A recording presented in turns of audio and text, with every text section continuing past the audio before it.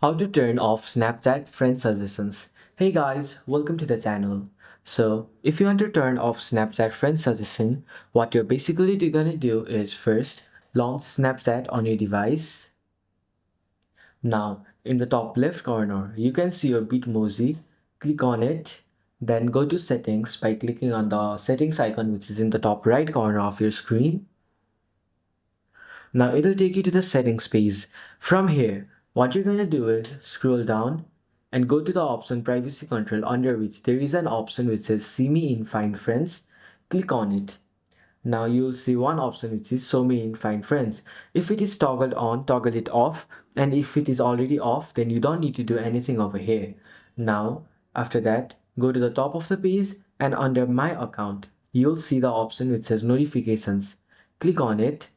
Scroll a bit down, and then in friend suggestions you can see three options. They are toggled on, so toggle it off, and there you go. This you have successfully turned off Snapchat friend suggestions. So thank you for watching till the end of the video, and see you in the next video.